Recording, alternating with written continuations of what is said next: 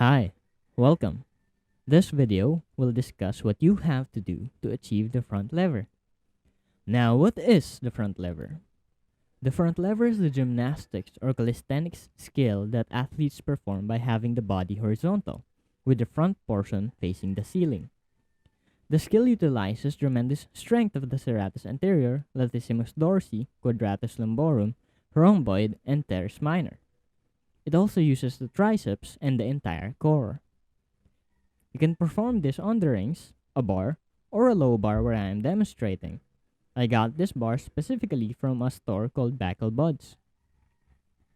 Let's move on to the mechanics of the front lever. The front lever requires a firm engagement of the scapula and latissimus dorsi to maximize strength and prevent injury. Start by engaging the scapula through depression. You can depress the scapula by pressing the shoulders down. Some would argue that you must maintain full retraction during the movement, but I found that probability of that case significantly rare unless genetics allow it. Thus, I say that you should depress the scapula and perform an extension of the thoracic spine. The next thing to note is to maximize shoulder extension and engage the latissimus dorsi.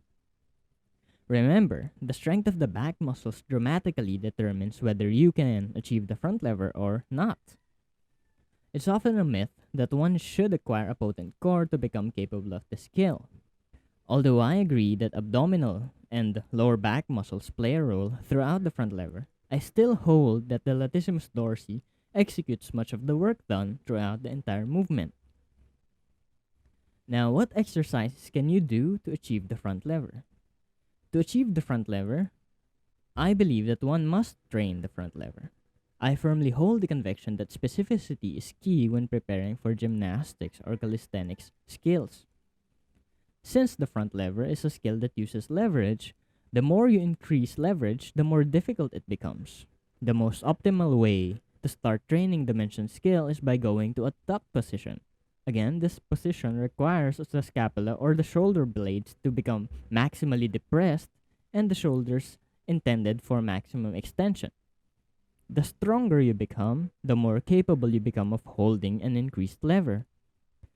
Therefore, you can follow these forms as you advance in strength: the tuck, the advanced tuck, the one leg or straddle, and finally the full front lever. However, one can progress by focusing on the working muscles involved and endeavoring to strengthen them. In this case, we firstly want to achieve a colossal amount of strength in the back muscles.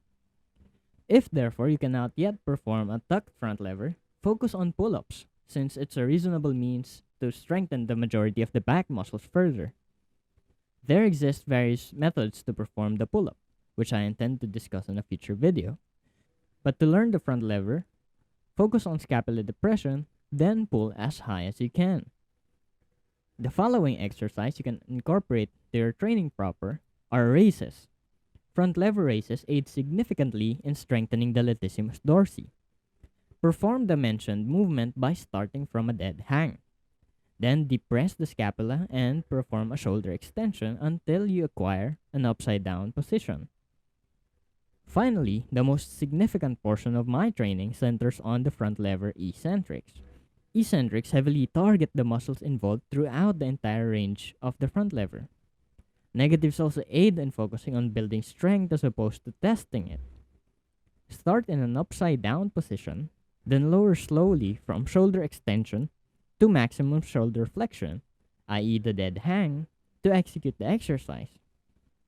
Perform both raises and eccentrics through the forms mentioned earlier according to your level.